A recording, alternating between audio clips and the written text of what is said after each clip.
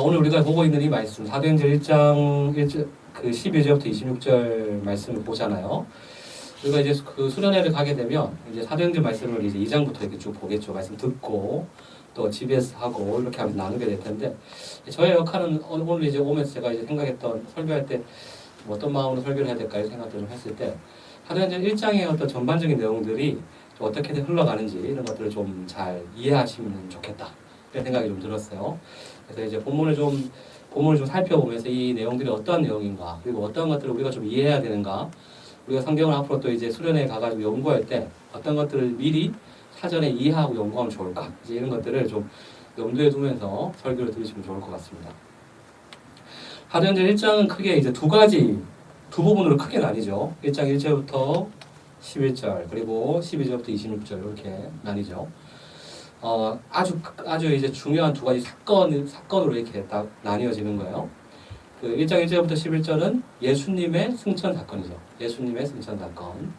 그리고 12절부터 26절은 마띠아를 뽑는 사건. 이렇게 두 가지 사건으로 이렇게 기억하시면 될 것 같습니다. 그 1장 전체를 관통하는 한 가지 주제는요, 성령을 기다리라는 거예요. 성령을 기다려라. 그러니까 우리가 이제 지금 수련회 때 가면 이제 2장부터 딱 보게 되는데, 2장에 처음에 나온 사건이 뭐예요? 오순절에 성령 임하는 사건이 딱 나오죠. 1장은 성령을 기다리는 게 그 핵심이에요. 전체를 관통하고 있는. 1장의 이 두 가지 사건은 무엇을 그러면 이야기하는가 생각해 봤을 때, 1장 1절부터 11절은 여러분들이 집에서 다 하셨을 테니까 어느 정도 아시겠죠. 이 1장 1절부터 11절은 성령을 기다려야 하는 그 이유에 대해서 예수님이 말씀해 주세요. 성령을 기다려라 이렇게 이야기하고 나신 다음에 그 이유가 무엇인지 어느 정도 이야기를 해주시는 게 1장 1절부터 11절 내용이고요. 12절부터 26절은 성령을 기다려야 하는 그 목적이 무엇인가, 왜 성령을 기다려야 되는가, 그 목적이 무엇인가, 이걸 이제 설명하는 게 이제 12절부터 26절 이 마띠아를 뽑는 사건을 통해서 이제 설명하고 있는 것입니다. 성령을 기다려야 하는 이유는 무엇일까요? 1장 1절부터 11절 내용 간단하게 짚어보면 그 이유는 무엇이냐면 예수님이 제자들에게 하시는 말씀을 통해서 우리가 잘 볼 수 있는데요. 특별히 우리가 성경을 연구할 때, 성경을 볼 때 예수님이 하시는 말씀은 정말 너무 중요하죠. 이거는 중요하니까 중요하게 생각해서 집중해서 보세요. 이게 이제 예수님이 하시는 말씀이죠, 성경에서. 첫 번째 그 성령을 기다려야 하는 이유가 어떤 것이냐면 1장 4절부터 5절에 나오는데, 거기를 보면 이제 어떻게 예수님이 말씀하시냐면 이렇게 말씀하시죠. 예루살렘을 떠나지 말고 내게서 들은 바 아버지께서 약속하신 것을 기다리라 이렇게 얘기를 하는 거예요. 아버지께서 약속하신 거. 저희 아버지는 이제 신인철인데요. 제 아버지 얘기한 게 아니죠. 여기에 하나님 아버지께서 약속하신 것을 기다려라 이렇게 얘기해요. 약속을 하셨대요. 그걸 기다리라. 5절에 뭐라고 얘기를 하냐면 너희는 몇 날이 못 되어 성령으로 세례를 받으리라 이렇게 얘기를 하시는 거예요. 그러니까 지금 이 말을 종합해보면 어떤 말이에요? 성령을 기다려야 하는 그 이유가 무엇이냐면 하나님이 성령을 주실 것을 약속하셨고, 약속하셨기 때문에 약속하신 성령을 기다리라는 거죠. 그래서 약속된 성령이기 때문에 기다리라는 거죠. 이 성경을 보면, 특히 구약 성경을 보면 하나님께서 성령을 주실 것을 약속하셨어요. 여러분 구약 성경 뭐 잘 아시지 않습니까? 머릿속에 지금 막 빠삭하시죠? 머릿속에 지금 막 거의 다 외우시잖아요. 구약 성경 아닌가요? 죄송해요. 갑자기 분위기가 안 좋네요. 분위기가 험악하게 만든 것 같은 느낌인데, 구약 성경에 보면 곳곳에 하나님께서 성령을 주시겠다는 약속을 주십니다. 그리고 성령을 주시겠다 이렇게 이야기하면서 성령을 왜 주시냐면 받기 싫은 사람들한테 그냥 성령 주겠다, 내가 줄 거 없으니까 성령이라 주겠다 이런 게 아니라, 성령을 준다는 것은 이제 하나님 나라의 백성 삼겠다라는 거예요. 하나님 나라 백성 삼겠다. 성령을 주시면서 특별하게 이제 그 에스겔서 여러분 적어 놓으시면 좋죠. 에스겔서 36장 26에서 28절을 보면 하나님이 이 에스겔 선지자를 통해서 지금 이렇게 이야기를 하시는 거예요. 성령을 줄 것에 대해서 이야기를 하시는 거예요. 에스겔 36장 26절부터 28절에 나와 있습니다. 거기 보면 어떤 내용들이 있냐면 하나님이 이런 이야기를 하세요. 내가 새로운 영을 너희에게 주겠다. 그리고 이제 이 영을 너희에게 주면 너희가 어떻게 되냐면 새 마음을 가지게 될 것이다. 이렇게 얘기를 하는 거예요. 근데 이제 그 전에는 어떤 마음이었냐면 굳은 마음을 가지고 있었다. 이렇게 얘기를 하는 굳은 마음. 이 굳은 마음이라고 하는 것은 어떤 거냐면 하나님을 향해서 굳은 마음을 얘기하는 거예요. 여러분 혹시 뭐 이렇게 저도 이제 기타를 쳐서 기타 한 번씩 치거든요. 자주는 안 치고 우리 양성철 목사님도 기타를 치시죠. 양성철 목사님은 굉장히 멋있으시죠. 또 이제 한책의 사람들에서 이제 외모를 담당하고 계신. 지금 보고 계신가요? 보고 계시기 때문에 이런 말 하는 건 아니에요, 제가? 이 기타를 쳐보면 이렇게 손가락에 굳은 살이 생기거든요. 굳은 살이 생기면 어때요? 굳은 살이 생기면 감각이 없죠. 감각이. 굳은 마음을 가지고 있다라 하나님에 대해서 굳은 마음을 가지고 있다라는 것은 하나님에 대해서 무감각한 거예요. 하나님 뭔가에 대해서 이야기를 하셔도 무감각하고 반응하지도 못하고 또 적극적으로 순종하지도 못하고 그런 상태는 이제 굳은 마음을 이렇게 얘기하는데 에스겔 36장 26절에 보면 하나님이 새 영을 주실 때에 새 마음을 줄 것인데 굳은 마음을 제거하고 부드러운 마음을 줄 것이다. 이렇게 얘기를 하는 거예요. 부드러운 마음. 그러니까 성령이 부어지면 어떻게 되냐면 부드러운 마음이 된다. 새 마음을 주셔서 하나 부드러운 마음이 된다. 두 번째. 그리고 어떻게 또 성령을 하나님 왜 주시냐면 거기서 또 뭐라고 얘기하냐면 내 영을 너희 속에 둬서 너희 밖에 두는 게 아니에요. 속에 둬요. 너희 속에 둬서 내 율례를 행하게 하리니 너희가 내 규례를 지켜 행하시니라. 이렇게 얘기를 하는 거예요. 지금 어떤 생각 얘기를 하시는 거냐면 하나님이 성령을 주실 것인데 성령을 받은 자들은 마음이 새롭게 되고 적극적으로 하나님께 부드러운 마음, 하나님께 반응할 수 있고 하나님께 순종할 수 있는 부드러운 마음이 되어서 이제 어떻게 되냐면 하나님의 율례를 하나님의 법이죠. 하나님의 법, 하나님의 뜻, 하나님의 이 율례를요 지켜 행할 수 있는 사람들이 된다는 거예요. 그리고 하나님이 그 영을 항상 마음 가운데 두심으로 이 율례를 행할 수 있도록 그 능력도 하나님이 주신다는 거예요. 그래서 에스겔서 36장 28절을 보면 뭐라고 얘기를 하시냐면 이렇게 하나님의 영을 받은 사람들이 비로소 어떻게 되냐면 하나님이 준 땅에서 거주하면서 하나님의 백성이 될 것이다. 이렇게 이야기를 하는 거죠. 이게 하나님의 약속의 내용이에요. 그러니까 하나님이 이렇게 약속하신 것을 약속하셨으니까 이 약속하신 성령을 지금 예수님이 기다려야 된다. 이렇게 이야기를 하는 거예요. 첫 번째가 뭐라고요? 성령을 기다리는 이유가 첫 번째가 약속한 성령이기 때문에. 우리가 예수님 믿으면 다 성령 받잖아요. 이 받는 것이 무엇이냐면 하나님이 다 약속하신 것이죠. 그 약속하신 성령을 우리가 받게 되는 것이죠. 자, 그리고 그래서 이제 이 하나님의 성령을 받으면 쉽게 얘기하면 어떻게 됩니까? 하나님 말씀에 순종하는 하나님의 백성이 되죠. 오늘 아까 이제 대표기도 하시면서 하나님의 뜻에 순종할 수 있도록 해주십시오. 이렇게 이제 이야기를 했잖아요. 그렇게 순종할 수 있는 자들이 다 되는 거죠. 이렇게 하나님의 영을 받은 자들이요, 진정한 하나님의 백성들이 되고 하나님이 주시는 땅, 또 하나님의 나라에 거하게 된다라는 것이 바로 에스겔서에 나와 있는 하나님의 약속이죠. 이것을 우리가 뭐라고 얘기를 하냐면 새 언약이다 이렇게 얘기를 하는 새 언약. 이렇게 새 언약이라는 이 말은 왜 이제 나오는 거냐면 옛 언약이라는 게 원래 있었기 때문에 그런 거죠. 그래서 새로운 언약이다 이제 이렇게 이야기하죠. 다 아실 거예요, 그죠? 그래서 이 새 언약, 성령을 받은 자들, 이렇게 새 언약을 통해서 성령을 받은 자들을 우리는 뭐라고 얘기합니까? 새 언약 백성이다 이렇게 이야기를 하죠. 그래서 여러분들은 어떻습니까? 주의 교회 성도들 어떻습니까? 여러분들은 옛 언약 백성인가요? 새 언약 백성인가요? 새 언약 백성. 그래서 이제 예수님 믿음으로 성령을 받은 그 하나님의 뜻에 순종할 수 있는 그러한 새 언약 백성이 된 거죠. 이러한 하나님이 약속하신 성령이기 때문에 기다려야 된다. 두 번째로 성령을 기다려야 되는 이유가 무엇이냐면 7절 8절에 나와 있어요. 1장 7절 8절에 나와 있는데 거기 보면 예수님이 또 이렇게 이야기를 하시죠.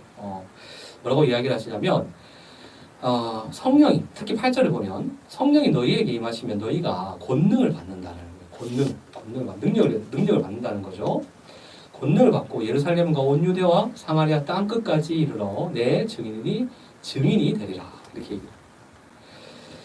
왜 성령을 기다려야 되냐면 그 이유가 무엇이냐면 성령을 받았을 때 예수님의 증인이 될 것이다. 이렇게 얘기를 하는 거예요. 성령을 받는 자들은요 다 예수님의 증인이 된다는 거예요.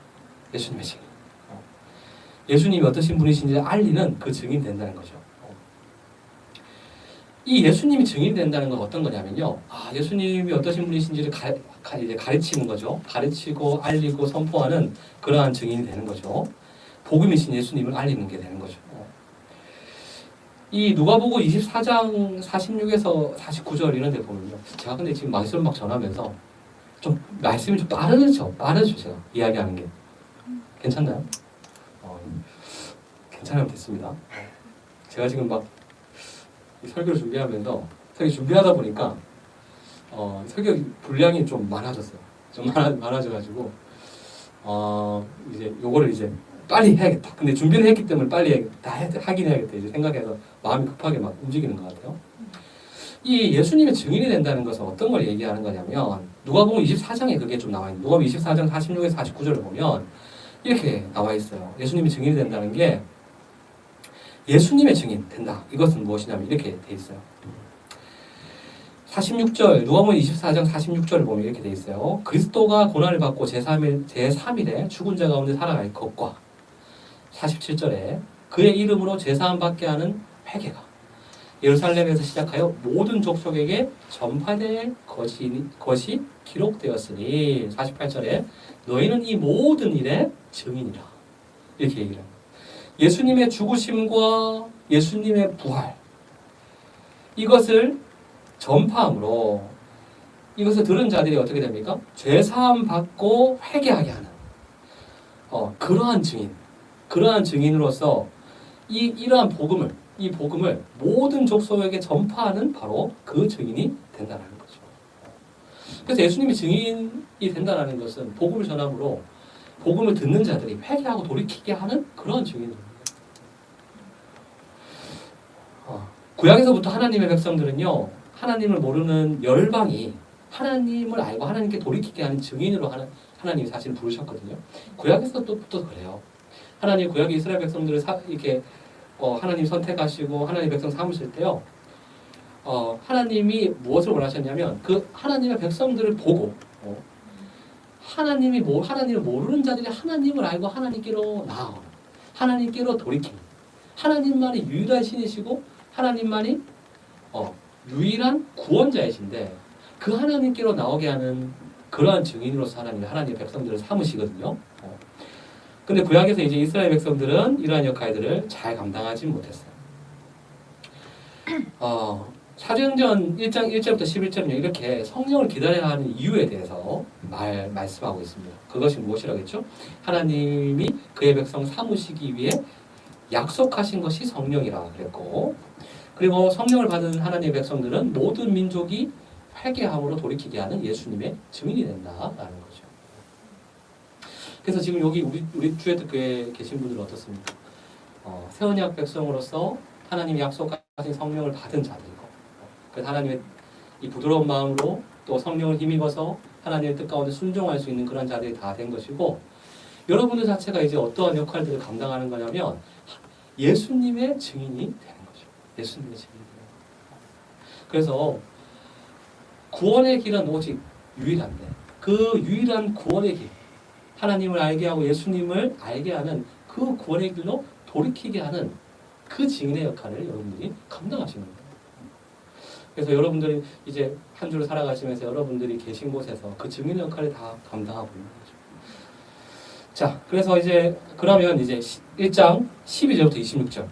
지금 제가 이제 1장 11절까지 이렇게 좀 내용을 살펴봤는데요. 그럼 1장 12절부터 26절은 무엇을 얘기한다고 했습니까? 성령을 기다려야 하는 목적이 무엇인가? 도대체 성령을 왜 기다려야 하는가? 그 목적에 대해서 나와 있어요. 그 목적은 무엇이냐면요. 바로 하나님의 나라가 세워지는 것. 하나님의 나라가 세워지는 것.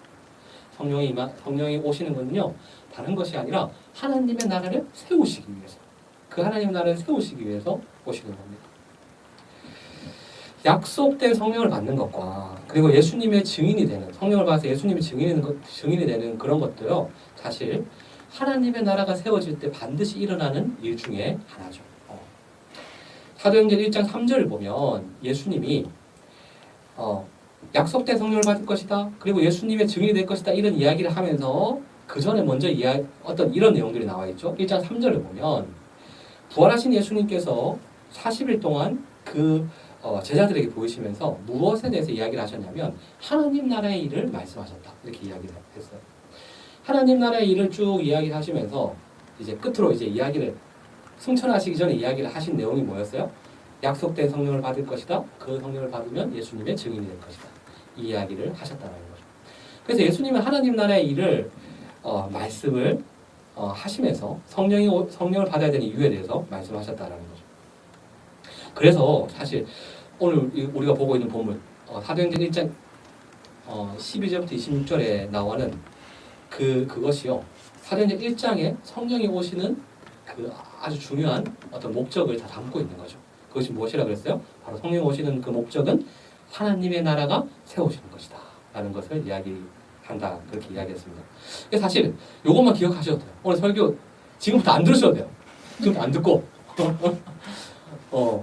성령이 왜 오시는 거다? 하나님 나라 세우시려고. 하나님 나라 세우시려고 오시는 거다. 이것만 다 기억하시면 됩니다. 네, 그렇다고 이제 설교를 안 할 수는 없죠. 제가 준비했기 때문에 여기서 딱 끝내면 좋겠죠. 여러분 아닌가요?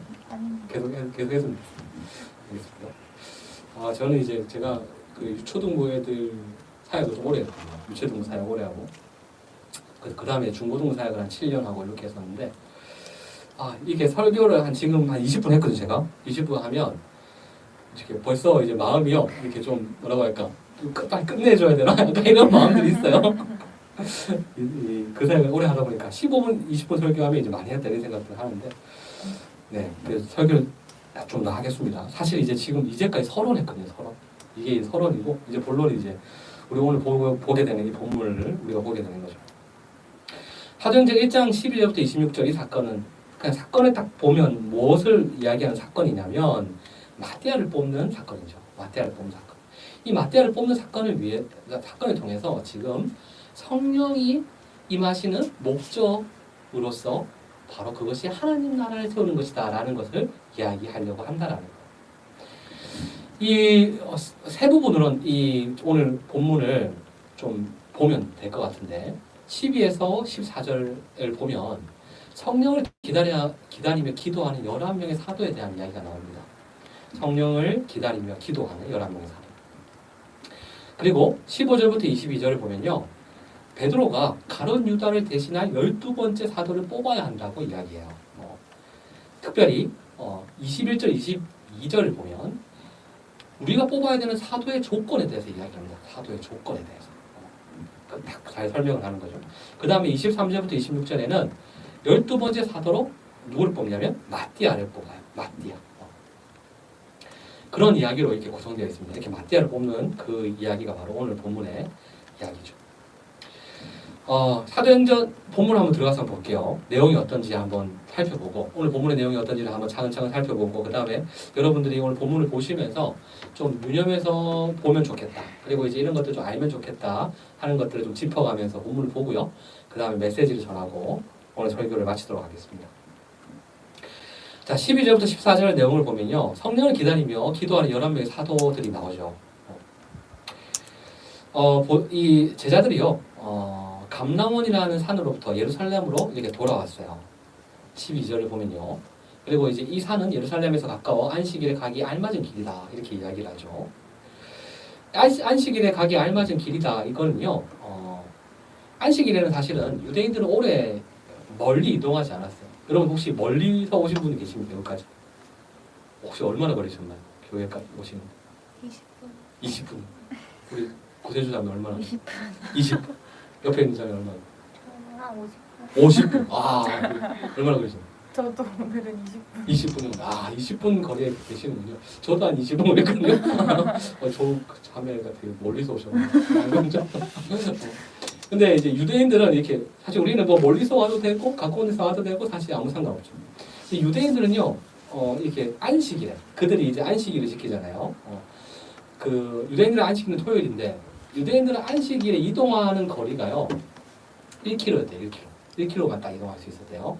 그래서 안식일에 가기 알맞은 길이다 이렇게 나오는 게 아마 그 거리가 한 1km 정도 됐을 것이다. 이런 거를 이제 이야기하는 거예요. 그냥 이제 그런 걸 이야기한다 이렇게 들어보시면 될 것 같아요. 근데 이렇게 그들이 이렇게 이제 예루살렘에 딱 돌아와서 어디에 갔냐면 이제 다락방으로 올라갔어요. 다락방.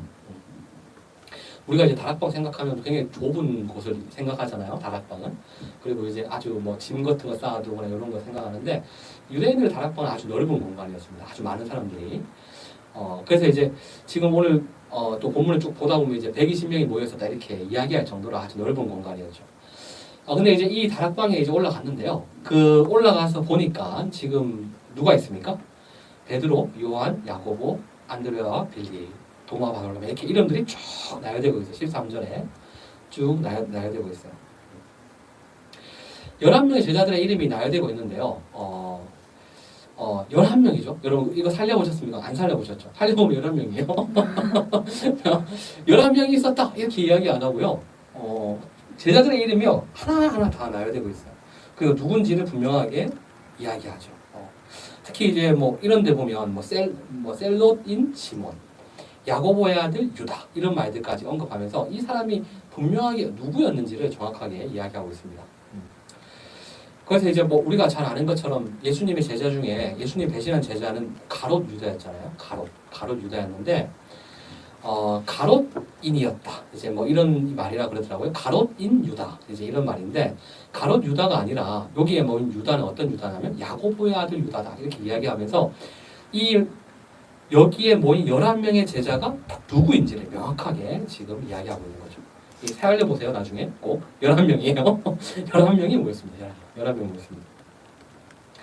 이 본문은요. 열심히 기도하고 있다. 이 11명의 제자가 모여가지고 이제 기도하는데 다락방에 모여서 열심히 기도하고 있다라는 것을 뭔가 이야기하고 강조하려고 하기보다는 거기에 모인 사람들이 누구인지에 집중하게 만들어요. 지금 이런 사람들이 모였는데 이 11명의 제자들이 모였습니다. 이걸 이제 이야기하려고 하는 거죠. 가룟 유다를 제외한 11명의 제자들이 모였다는 거죠. 15절부터 22절을 보면요. 베드로가 이제 일어나서 가룟 유다를 대신한 12번째 사도를 뽑아야 한다. 이렇게 이야기를 하는 내용이에요. 15절부터 20절 여기 보면 가룟 유다의 죽음은 어떤 죽음이었냐면 말씀에 따라서 죽은 것이다. 이런 이야기를 좀 합니다.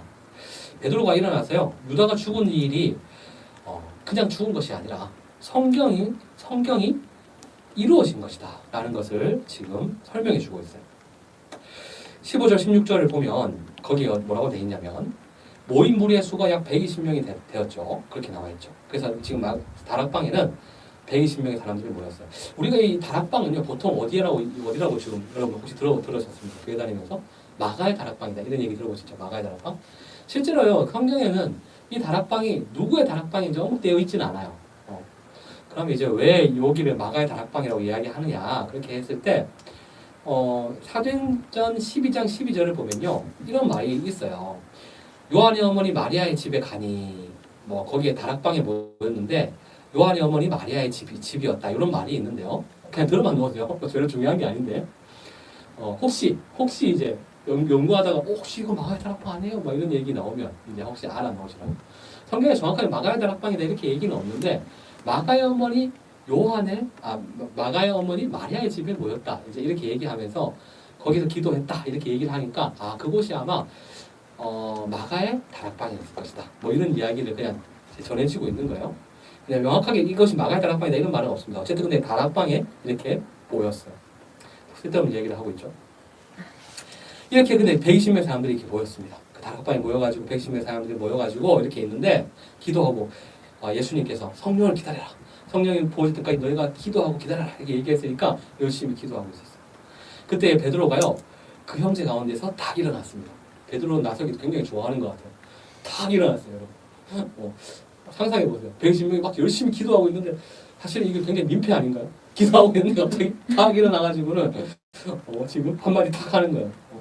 뭐라고 얘기를 하냐면 16절에 형제들아 성령이 다윗의 입을 통하여 예수 잡는 자들의 길잡이가 된 유다를 가리켜 미리 말씀하신 것이 성경에 응하였으니 마땅하도다. 이렇게 이야기를 하는 거죠.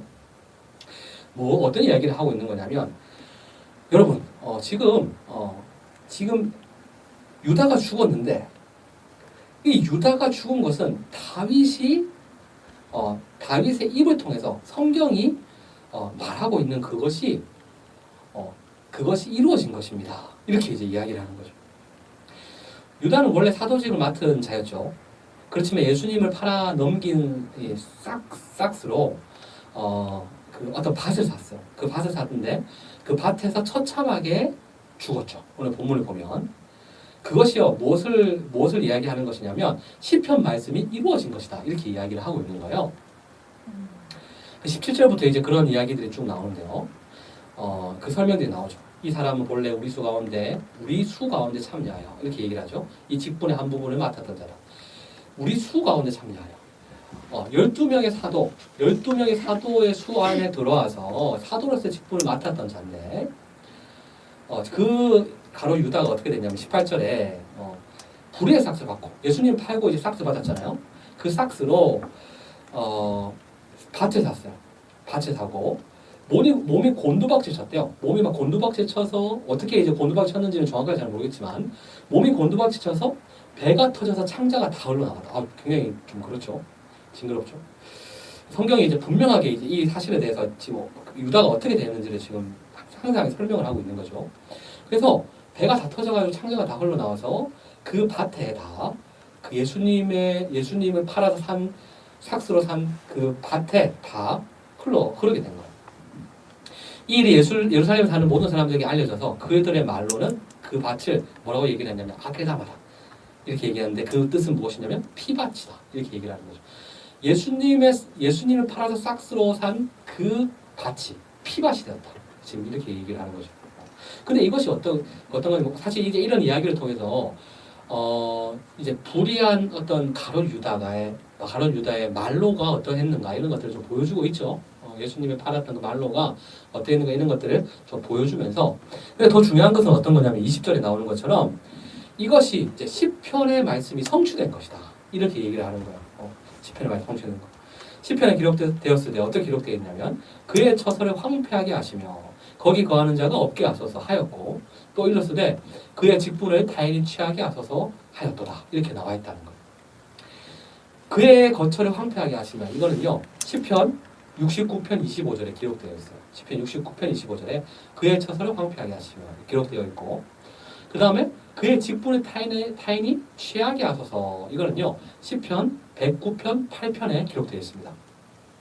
이렇게 시편에 기록되어 있는 말씀이요. 지금 다 가룟 유다를 향한 말씀이었고 가룟 유다가 죽음으로 인해서 다 이루어졌다. 이렇게 얘기를 하는 거죠. 여러분 우리가요. 예수님이 오신 거 있잖아요. 예수님이 오신 것도요. 전부 다 구약 성경의 이 말씀이 다 성취된 거거든요.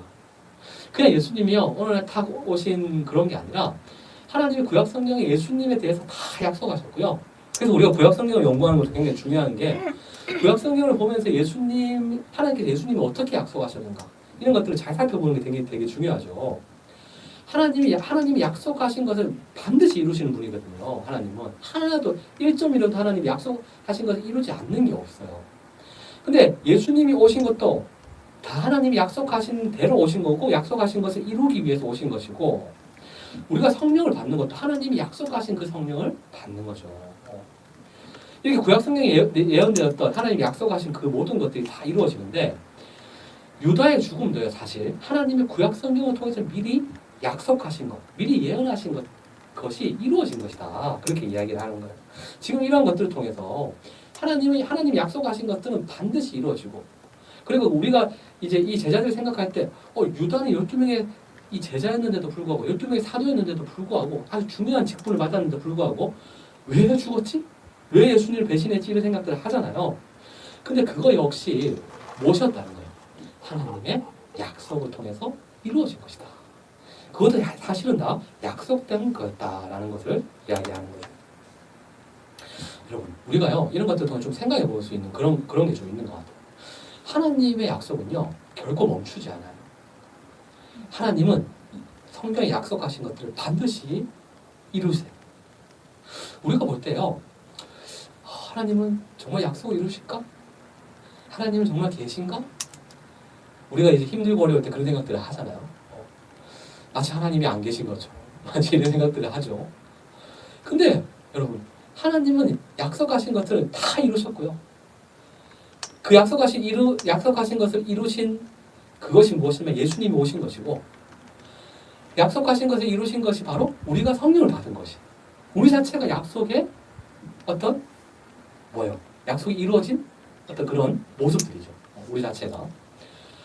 근데 하나님은요, 앞으로 이 예수님을 통해서 우리에게 주셨던 그 약속도요, 반드시 이루실 거라는 거예요. 그 약속이 뭐였어요? 예수님이 다시 오시는 거죠. 예수님은 반드시 다시 오시고, 그리고 우리가 예수님을 기다리는 자들로서 다시 오실 것이기 때문에 우리는 예수님이 우리에게 말씀하신 대로 우리는 살아야겠죠. 하나님이 약속하신 것은 반드시 이루어진다라는 것을 여러분 명심할 필요가 있습니다.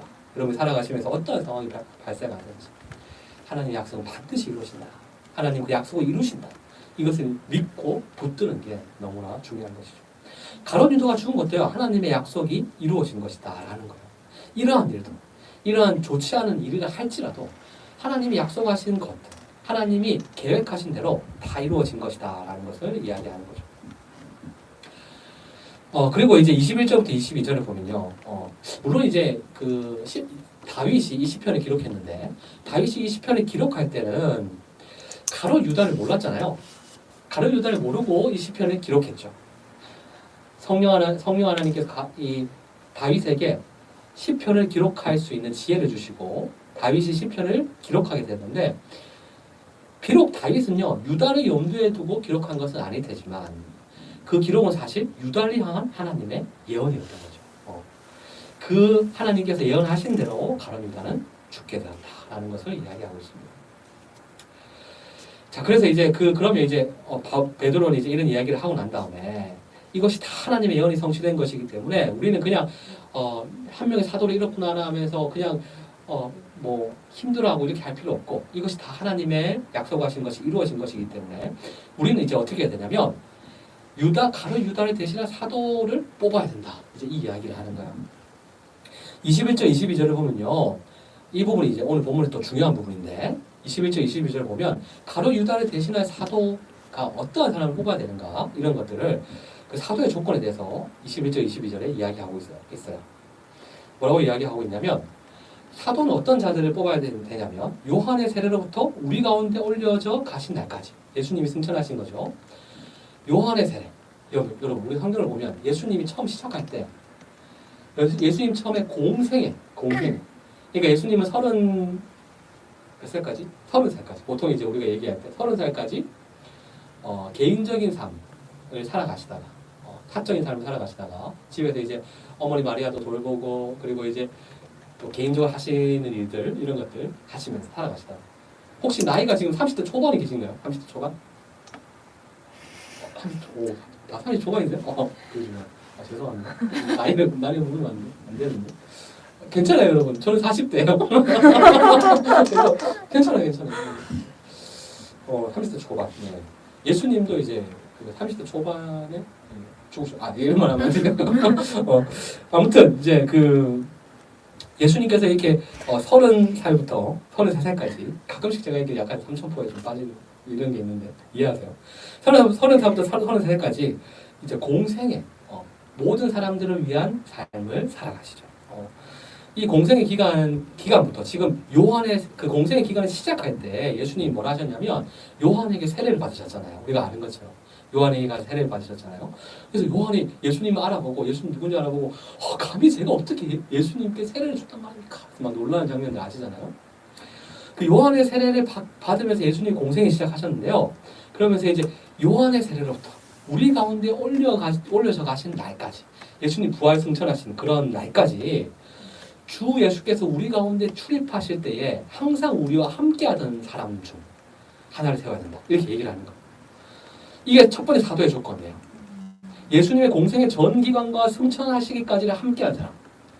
그래서 이 함께했다는 건 뭘 얘기하는 걸까요? 예수님과 동고동락하면서 예수님으로부터 모든 가르침을 다 받은 사람.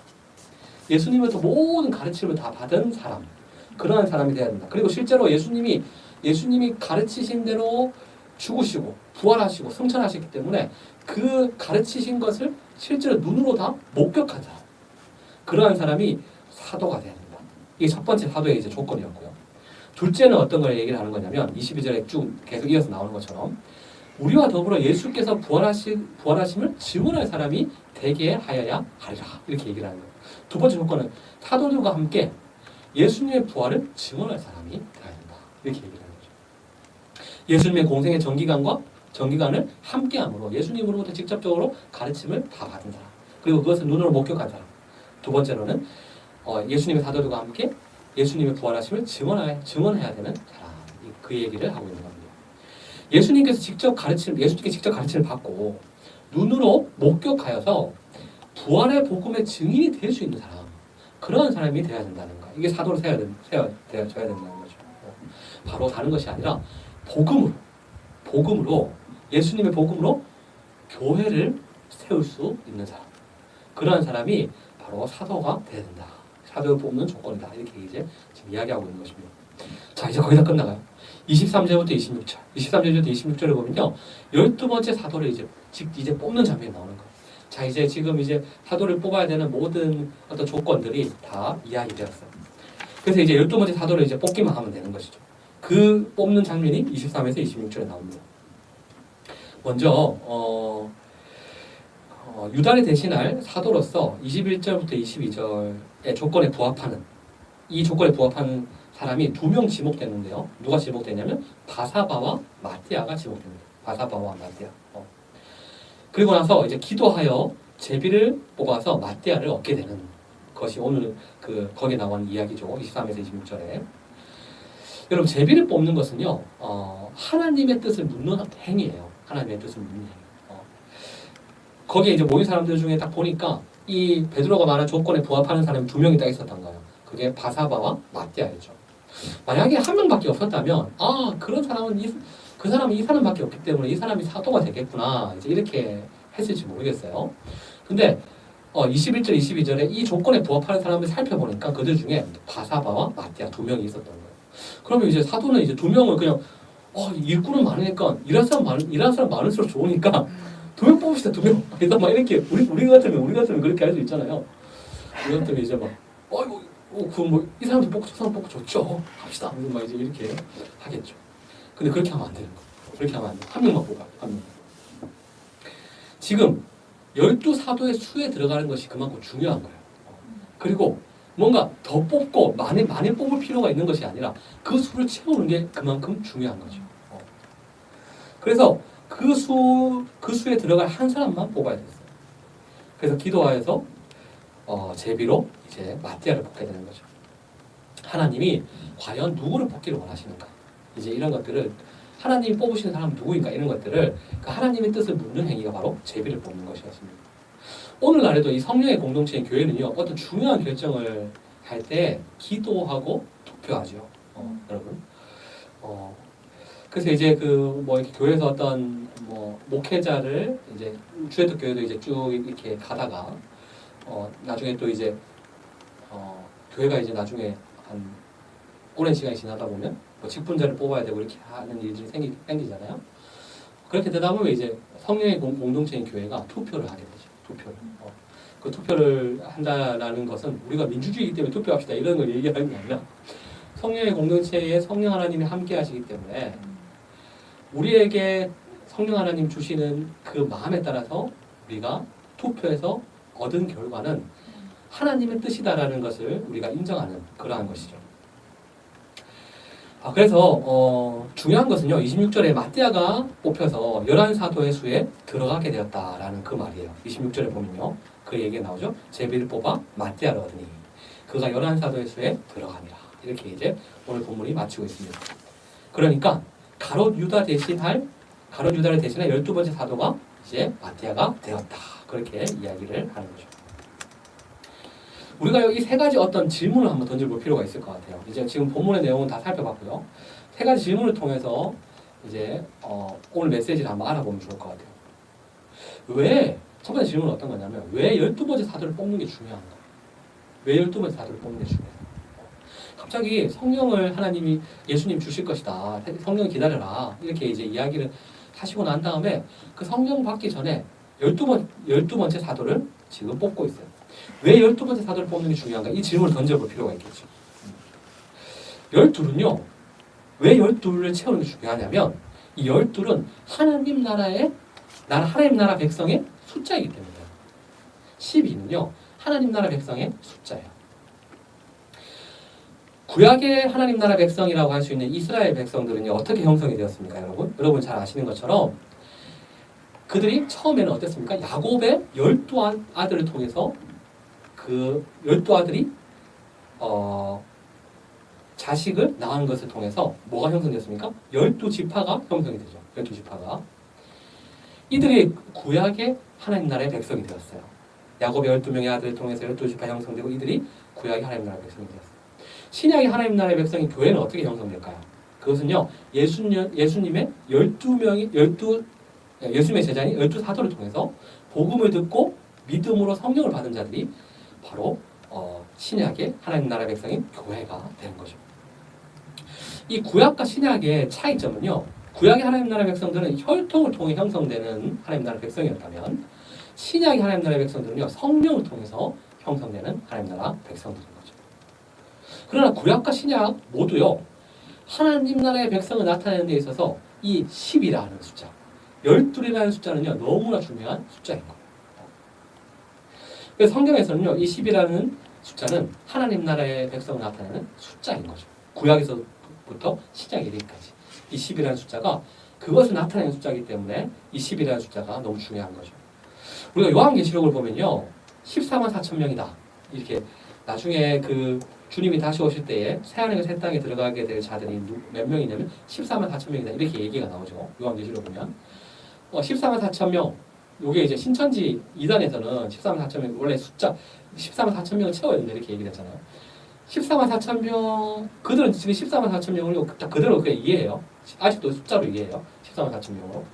그래서 근데 14만 4천 명이 넘어갔어요. 이 사람들이 만화제가 14만 4천 명이 넘어갔어. 그러고 나니까 뭐라고 얘기를 하냐면 진짜 14만 4천 명이 우리 중에 있다. 이렇게 되는 거예요. 우리 중에 진짜와 가짜가 있다. 그래서 진짜 14만 4천 명이 들어가야 된다. 교리가 바뀌었어. 14만 4천 명을 모으면 다시 이제 지금 완전한 이제 이 땅에 이제 종말이 올 것이다 이렇게 얘기했는데 14만 4천 명이 다 되고 나니까 안 오니까 진짜 14만 4천 명에 들어가야 된다. 이제 이렇게 이제 바뀌는 거죠. 근데 이 14만 4천 명은 어떤 걸 이야기하는 거냐면 우리가 성경을 연구했을 때 신학자들이 다 이야기하는 게 뭐냐면 구약의 하나님 나라 백성의 숫자인 12 그리고 신약의 하나님 나라 백성인 12 12과 12를 곱하고 그리고 1000을 곱한 숫자가 바로 이것이다. 14만 4천이다. 이렇게 얘기를 해요. 구약의 하나님 나라 그래서 14만 4천 명 이 1000이라고 하는 거는요. 어떤 걸 얘기하냐면요. 이 완전수거든요. 완전수. 충만한 숫자를 나타내는 거예요. 구약의 하나님 나라 백성 12, 신약의 하나님 나라 백성 12, 그리고 충만한 그 숫자.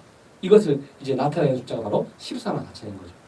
신구약 성경 모두를 통틀어서 충만한 하나님 나라 백성들이 바로 새하늘과 새 땅에 들어갈 하나님 나라 백성들이다. 이제 이걸 나타내는 게 14만 4천 명인 거죠.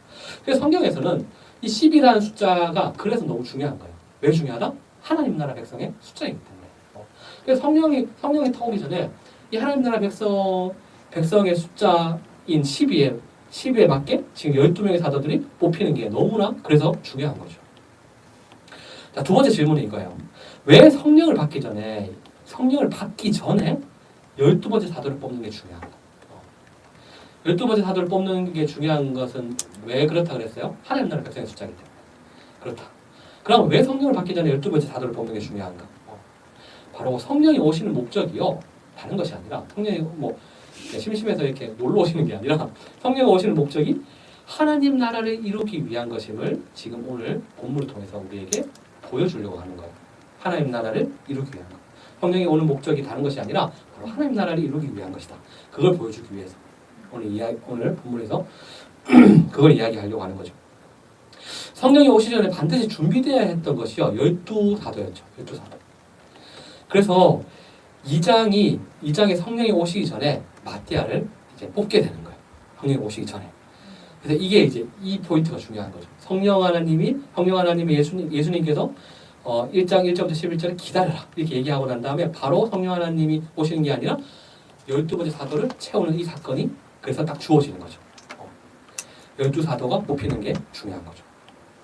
구약에서 야곱의 12아들을 통해서 12지파가 형성되어서 구약의 하나님 나라가 세워진 것처럼 신약에서 하나님 나라 백성들이 나오고 하나님 나라가 세워지기 위해서는 12사도가 준비되는 것이 무엇보다 중요한 것이기 때문에 이 12사도를 통해서 하나님 나라 백성들이 형성될 것이기 때문에 이 12사도를 뽑는 것이 너무나 중요하다는 거죠. 결국엔 하나님 나라를 이루는 것이 성령이 오시는 목적이기 때문에 12번째 사도를 뽑는 게 중요한 것이었습니다. 그 전에. 자, 그러면 마지막 질문은 왜 사도를 뽑는 조건이 중요할까요? 오늘 베드로는 사도를 뽑는 조건에 대해서 이야기를 했는데 왜 사도를 뽑는 조건이 중요한가? 바로 복음의 증인이 되어야 하기 때문에 그렇다는 거죠. 복음의 증인이 되어야 하기 때문에. 사도의 조건은 예수님의 공생애를 함께하고 부활 승천을 목격하고 예수님의 부활의 복음의 증인이 되어야 할 자다. 이렇게 이제 이야기를 했어요. 왜 그렇습니까? 신약의 하나님 나라 백성인 교회는요. 하나님이 하나님 나라를 만드시는데 이 신약의 하나님 나라 백성인 교회는 복음을 듣고 믿음으로 세워지는 하나님 나라의 공동체이기 때문에 그런 거예요. 그래서 정리하면 성령이 오시는 목적은 무엇입니까? 하나님 나라를 이루시기 위한 것이죠. 그래서 하나님 나라 백성들이 준비되어야 되고 하나님 나라 백성의 숫자가 채워져야 되고 그 하나님 나라 백성의 대표라고 할 수 있는 12사도 그 12사도를 뽑는데 중요한 부분이 뭐였냐면 바로 복음을 전할 수 있는 자인가라는 것이 되어야 됐죠. 왜냐하면 하나님 나라 이 하나님 나라가 만들어지는 것은 바로 복음을 듣고 믿는 하나님 나라 백성들을 통해서 세워지는 것이기 때문에 그렇다라는 것이죠. 자, 그러면 이제 묵상과 적용을 한번 해보도록 할게요. 첫 번째 우리가 생각해 봐야 되는 것은 어떤 거냐면 교회는요 복음의 반석 위에 세워져야 된다는 거예요. 사실은요 복음의 반석 위에 교회가 세워져 있지 않다면 그건 교회가 아니겠죠. 복음 위에 교회가 세워져 있지 않으면 교회가 아니겠죠. 교회는 반드시 복음의 반석 위에 세워져야 됩니다. 이게 아주 중요한 거죠. 12사도를 뽑는 중요한 조건이요 바로 복음을 전할 자였어요. 복음을 진짜 전할 수 있는 자, 복음을 명확하게 가르칠 수 있는 사람, 그 사람이 바로 12사도를 뽑는 조건이었습니다. 12사도들이 전한 복음을 듣고 믿음으로 초대교회가 세워졌잖아요. 우리가 이제 수련회 때 이제 이것들을 이제 이 장면들을 쭉 이제 보게 되겠죠. 그러면서 우리가 이 말씀을 묵상하면서 보면서 복음으로 교회가 세워지는 그 아주 중요한 부분들을 보게 될 거예요. 여러분 우리가요 이 사도행전에 교회가 세워지는 초대교회가 세워지는 그때 세워졌던 교회 이렇게 생각하면 안 돼요. 복음을 통해서 교회가 세워지는 장면들을 우리가 연구하고 그 교회의 모습들을 보면서요 복음을 통해서 교회가 세워진다면 이러한 교회가 세워지는 것이구나 라는 생각을 우리가 해야 되겠죠. 그래서 우리가 세워야 할 교회가 다른 것이 아니라 바로 사도행전에 나오는 그 교회를 우리가 세워야겠구나 라는 생각을 해야 된다는 거죠.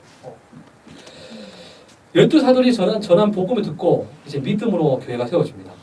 모든 교회는요 사도들이 전한 동일한 복음을 듣고 믿음으로 세워져요. 그래서 여러분 우리가 매주마다 예배할 때 하는 게 뭐예요? 사도신경이잖아요. 사도신경. 사도들이 전한 복음의 내용을 요약해 놓은 게 사도신경이거든요. 그래서 이것이 너무나 중요한 거예요. 우리가 이 동일한 복음을 믿습니다. 라는 것을 매주마다 우리가 선포하는 거예요. 우리 스스로도 확인할 뿐만 아니라 우리가 서로에게 지금 이것을 이야기하는 거죠. 우리가 이 복음을 믿습니다. 이 복음 위에 세워진 교회입니다. 그리고 이 복음 위에 교회를 세워야 됩니다. 그것을 우리가 명확하게 하는 게 바로 사도신경을 우리가 고백하는 거예요. 사도신경. 복음을 듣고 믿는 자들만이 바로 무엇을 받는다고 얘기했습니까? 약속하신 성령을 받거든요. 그래서 복음으로 교회가 세워지는 게 너무너무나 중요하죠. 복음을 듣고 믿는 자만이 약속한 성령을 받게 되는 것이기 때문에 그렇습니다. 교회는요 성령의 공동체, 성령의 공동체죠. 그리고 성령을 받지 않는 자들은요 교회라고 할 수 없어요. 성령을 받지 않는 자들. 성령은 복음을 듣고 확실히 믿을 때에 반드시 받게 되는 게 성령 하나님이시죠. 그래서 복음을 확실히 알고 믿는 자만이 우리는 교회의 정회원이 되어야 되는 거예요. 교회 정회원. 교회 정회원 이거는요 모든 교회의 일반적인 제도예요. 교회 정회원 제도. 특별한 제도가 아니라요. 모든 교회는 다 교회의 정회원들을 세우는 거예요. 복음을 가르치고 그리고 복음을 확실히 믿는지를 점검하고 그렇게 돼야지만이 약속한 성령을 받거든요. 그 성령의 공동체가 교회이기 때문에 그래서 교회의 정회원을 이렇게 세워가는 거예요.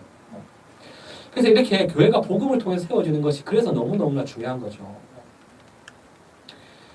교회가 복음을 전하고 가르치는 일에 힘쓰지 않으면요, 교회는 결국 복음을 믿지 않는 자들, 성령을 받지 않는 자들이 더 교회에 많아지게 될 거예요.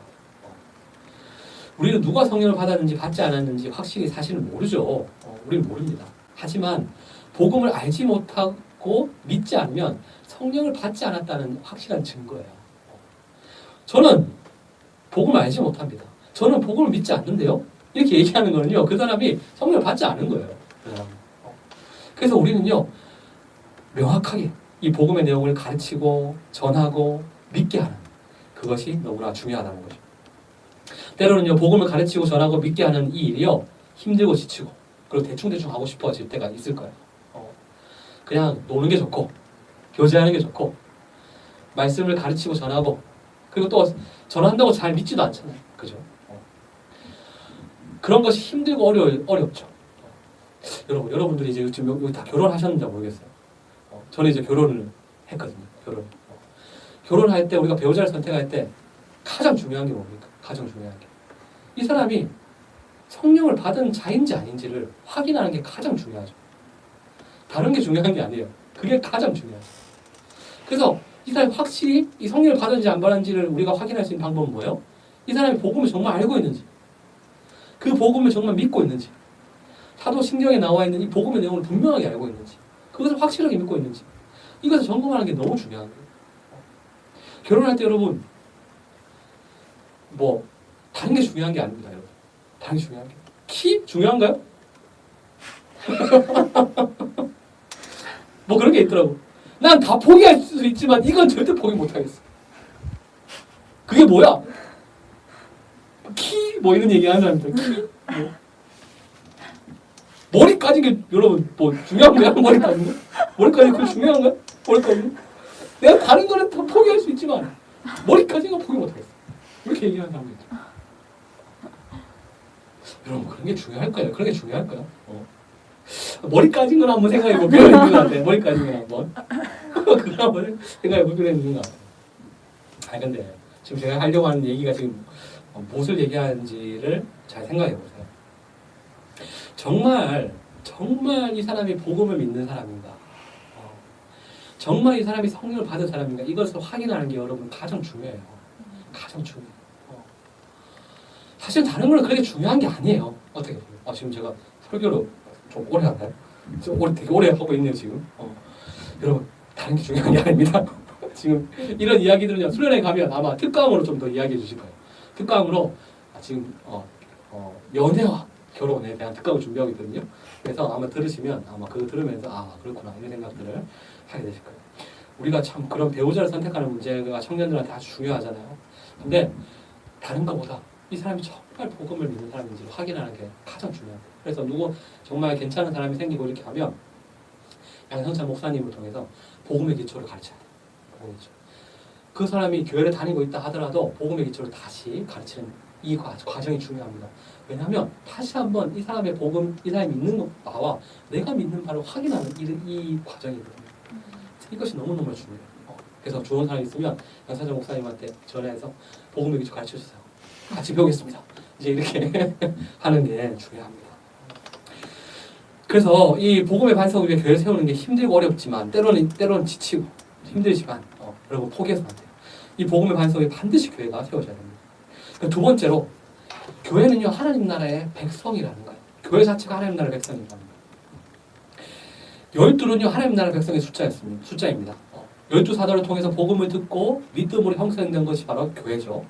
그래서 교회는요 하나님 나라의 백성 그 자체예요. 하나님 나라 백성이 되었다는 것은요 약속하신 성령을 받은 자들이라는 거죠. 성령이 임하시면 그럼 어떻게 된다고 그랬습니까? 우리가 앞에서 에스겔서의 내용을 통해서 봤던 것처럼 성령을 받은 자들은 어떠한 자들이 된다고 얘기했습니까? 하나님의 뜻에 순종하는 부드러운 마음을 가진 자들이 된다는 거예요. 또 성령이 내주하신 걸 하나님의 뜻인 하나님의 법인 율법을 지켜서 행할 수 있는 자들이 된다는 거예요. 그래서 복음을 듣고 믿음으로 성령을 받아 하나님 나라 백성이 된 교회는요. 어떤 자들이 된 것입니까? 하나님께 마음껏 순종할 수 있는 자들이 되었다라는 거. 이제 하나님의 뜻에 한번 순종해봐야지 마음 먹을 필요가 없어요, 여러분. 그죠? 우리는 그냥 하나님의 뜻에 막 순종하는 것이 가장 기뻐요. 그렇게 하고 싶어요. 그것만이 우리의 온전한 관심이에요. 어떻게 하면 하나님의 뜻에 따라 살아갈 수 있을까? 어떻게 하면 하나님의 뜻에 순종할 수 있을까? 그런 마음들이요, 막 마음에서부터 막 샘솟아요. 여러분 이렇게 사막의 오아시스에서 터져 나올 때 알죠? 딱 구멍이 딱 생기면 거기서부터 막 물이 막 뿜어져 나오잖아. 그런 것처럼 성령을 받은 우리도 그렇죠. 그러므로 복음을 듣고 믿어 성령을 받아 하나님 나라의 백성이 된 교회는요, 하나님께 마음껏 순종할 수 있는 자들이 다 되었다는 것입니다. 내가 정말 하나님 나라의 백성인가? 내가 정말 교회인가? 확인하는 방법은요, 나에게 하나님의 뜻에 순종하고자 하는 그 마음과 열망이 있는가? 그것을 이제 확인해 볼 필요가 있는 거예요. 예수님을 믿는다고 하면서도 하나님의 뜻에 순종할 생각이 없고, 그리고 적극적으로 순종하고자 하는 마음이 없다면 아직 복음을 믿지 않고 성령을 받지 않았을 수 있습니다.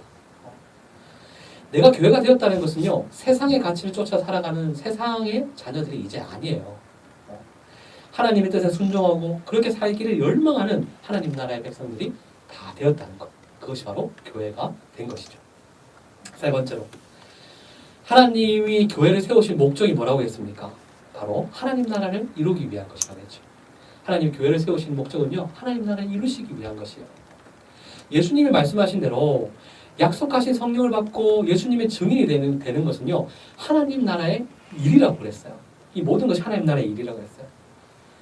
성령을 받고 예수님의 증인이 되는 교회를 세우신 목적은요, 하나님 나라를 이루시기 위한 것이죠. 그래서 교회를 뭐라고 얘기합니까? 교회론 배우신 분들 아시겠죠? 교회를 하나님 나라의 현시다 이렇게 얘기하죠. 하나님 나라의 현시다. 하나님 나라가 눈에 보이는 형태가 바로 교회인 거예요. 교회인 거라는 거예요. 교회를 보면, 야, 하나님 나라에 임했다고 하는데, 예수님이 오셔서 하나님 나라에 임했다고 하는데, 하나님 나라 도대체 어디 임한 거야? 이렇게 볼 때 우리는 뭐라고 얘기할 수 있습니까? 교회를 봐라. 교회를 봐라. 교회를 보면 하나님 나라를 볼 수 있어야 된다는 거예요. 볼 수 있어야 된다. 교회를 통해서 하나님 나라가 완전히 완성된 형태로 임하는 건 아니에요. 제가 이런 얘기를 하면 이렇게 생각하시는 분도 있을 거예요. 우리 교회가요? 아닌데요. 이제 좀 부족함이 너무 많은 것 같은데요. 이렇게 생각하시는 분이 있을 거예요. 완성된 형태로 임하는 건 아니에요. 완성된 형태로. 죄악된 세상에서요, 완전한 형태의 하나님 나라가 이루어지는 것은 불가능하죠. 불가능해요. 계속해서 우리는 죄와 싸워 나가야 되기 때문에 완전한 형태, 이것은요, 죄가 완전히 없어졌을 때 임하는 거예요. 그때가 여러분 언제입니까? 주님이 다시 오실 때거든요. 주님이 다시 오실 때만이 완전한 형태의 하나님 나라가 임하게 될 거예요. 죄가 완전히 없어지기 때문에. 그러나 성령의 공동체인 교회는요, 미완성된 형태지만 하나님 나라를 이 세상에 드러내는 공동체죠. 바로 하나님 나라의 현시인 것입니다. 여러분, 마치 숨을 크게 들이쉬면 배가 앞으로 이렇게 나오잖아요. 숨을 크게 들이쉬면. 물론 숨을 안 들이셔도 배가 나오는 사람도 있어요. 숨을 안 들이셔도, 저 같은 사람들은 숨을 안 들이셔도 배가 나오기는. 그렇지만 이제 숨을 크게 들이쉬면 어떻게 됩니까? 배가 이렇게 앞으로 쭉 나오죠. 성령의 충만함을 받은 공동체는요, 공동체인 교회는 그래서 하나님 나라를 드러낼 수밖에 없는 거예요. 숨을 크게 들이마시면 배가 나오는 것처럼 성령을 받은 공동체는 자연스럽게 하나님 나라의 모습을 드러내게 되는 거죠. 교회가 하나님 나라를 드러내는 것은요, 예수님께 또는 하나님께 순종하는 것입니다. 교회의 머리가 되신 예수님께 순종하는 거예요. 교회의 머리가 되신 예수님, 그리스도의 영이신 성령을 우리와 함께 하시는 예수님의 말씀에 순종할 때요, 하나님 나라가 교회를 통해서 드러나는 거예요. 우리가요, 부자가 되는 거, 우리가 뭔가 대단한 사람이 되는 거, 우리가 이 세상에 성공하는 거, 그래서 그래야지만 하나님 나라를 드러낼 수 있다라는 생각은 잘못된 거예요. 우리는요, 그렇게 많지 않은 공동체가 모인다 하더라도 괜찮아요. 하나님이 보실 때는 크게 상관없어요. 물론 숫자가 좀 더 많아지면 좋을 거예요. 좋은 점이 있겠죠. 그리고 하나님 나라의 복을 충만하게 더 누리는 데 있어서는 좋은 부분이 분명히 있겠죠. 그런다 그렇지 않다 하더라도 그렇게 많은 공동체가 아니라 하더라도 우리는요 하나님 나라를 충분히 드러낼 수 있습니다. 우리 각자 한 사람 한 사람이 하나님의 뜻에 순종할 때 우리는 이것을 통해서요 하나님의 나라를 드러낼 수 있는 거죠. 우리가 순종해야 되는 예수님의 말씀, 순종해야 하는 것은 바로 예수님의 말씀이죠. 우리는 어떻게 무엇을 순종해야 됩니까? 우리는 하나님의 뜻은 뭔가요? 이렇게 얘기할 때 우리는 다른 거 볼 필요 없어요. 성경 보면 돼요. 성경에 하나님의 뜻이 다 나와 있기 때문에. 그리고 우리가 무엇보다 가장 중요하게 생각하고 순종해야 되는 예수님의 말씀은 어떤 것이 있냐면 바로 서로 사랑하는 것이죠. 서로 사랑하는 것. 뭐 여러 가지 말씀들이 있지만 가장 핵심되는 것은 무엇이냐? 바로 서로 사랑하는 것이죠. 우리가 서로 사랑할 때 한 몸 된 교회가 서로 사랑하는 그것을 통해서 교회가 하나님 나라에 드러내고 하나님 나라의 현시가 되는 거예요. 현시가 되는 거예요. 우리가 막 사랑하는 모습을 밖에 보여주십시다. 뭐 그렇게까지 이야기할 필요도 없어요, 여러분. 우리가 서로 사랑하면 되는 거예요. 서로 사랑하고 아끼고 어떻게 하면 더 사랑해줄까? 고민하고 그렇게 자연스럽게 이거 아주 자연스러운 거거든요. 성령의 사람이면 아주 자연스러운 거예요. 어떻게 하면 저 사람을 사랑할 수 있지? 고민할 필요 없이 그냥 사랑하면 되는 거예요. 왜냐하면 사랑할 수 있는 마음을 우리에게 주셨거든요. 성령 하나님이 사랑할 수 있도록 우리 마음 가운데 항상 함께 하시거든요. 그래서 그냥 사랑하면 되는 거예요. 그렇게 그냥 자연스럽게 사랑할 때 이 교회를 통해서 뭐가 드러나는 것입니까? 하나님 나라가 드러나는 거죠. 이런 하나님 나라를 이루시기 위해서 복음을 전하게 하시고 또 믿는 자들에게 성령을 부어주시고 그래서 하나님은 교회를 세우신 거죠. 서로 사랑함으로 하나님이 교회를 세우신 목적, 이 하나님 나라를 드러내는 여러분 되시기를 예수님의 이름으로 축원합니다. 네.